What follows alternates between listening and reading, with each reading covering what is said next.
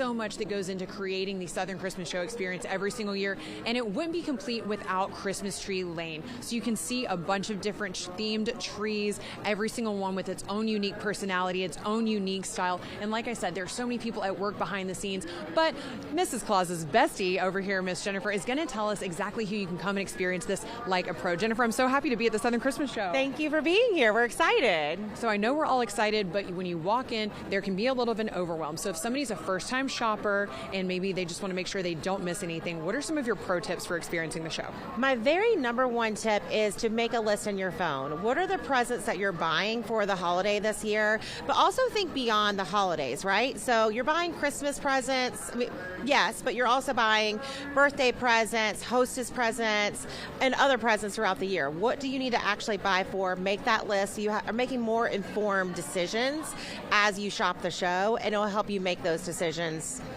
along the way. I love that. So thinking about the entire year and also thinking about some of the gaps in your wardrobe, because there's so many great fashion finds here that I've seen. Now, another thing that I've seen is that so many people come with generations of their family. I know I came with my moms and my aunts here at the Southern Christmas Show. So as you are curating this space, how do you make it different, but also make sure you have all of those classics here for everyone to enjoy? Well, as far as different, the vendors pull that in, right? So you talked about like the wardrobe. They're going to bring in what is in fashion, but my job is to go for the nostalgia of it.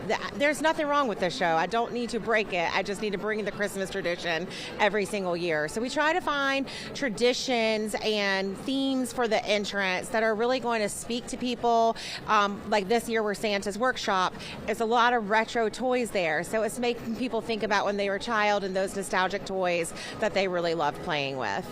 I love that. We got to see a sneak peek of Santa's Workshop that you experience as soon as you walk in the door. Now, we've talked about pro tips. We've talked about some of that nostalgia. But when you look at some of the key points like Christmas Tree Lane and some of the amazing local partners that you have, who are you excited to work with this year? Well, we always love working with Beth Richardson with Richardson Properties. She handles the designer rooms every single year. And she just has an eye for taking whatever our theme is and creating it in a beautiful way. We always come up with a theme, but our goal is to elevate that theme in a way that you will be inspired to decorate your home.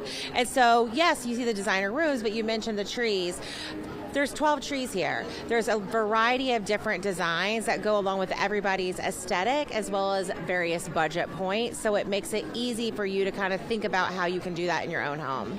I love the fact that you're incorporating that. I always get inspired and want to go have a whole home refresh after the Southern Christmas Show. I also wanted to ask you that you guys do a lot of work locally, especially with the Shriners. So people will see those fun hats that we all love running around, but what is that connection for people to know about?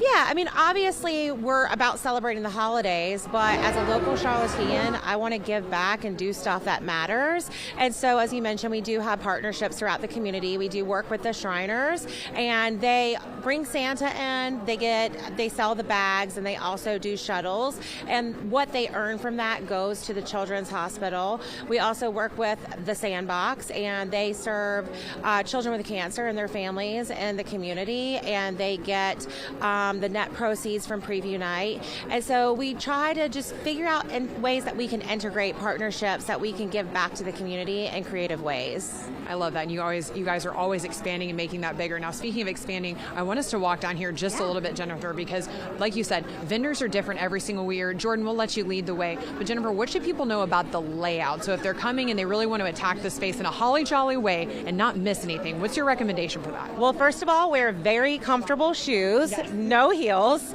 This is a contact sport. But as you enter the show, you're going to enter through Old Town Village, and it's built to be a Kindle Chris village like you would experience in Europe. So a very Dickens experience. Right now, we are in the tent area of the village, so you really do feel like you're transported to another place. But the very first hall, all of the traditional booths of this hall are all handcrafted vendors. So over a third of the show is handcrafted items. So you can really get a one-of-a-kind experience to give to somebody as a present and have a really fun story to go with it. But it's important to note that all of the vendors throughout the show are small business owners. So when you're supporting any vendor throughout the show, you are supporting a small business and really making making a difference in a way that maybe we're not making on Amazon. But as you get out of the village, we have another 2 halls of shopping. So we have close to 11 football fields of shopping in the show. So again, wear those comfortable shoes and take your time. And when you need to take a rest, do so.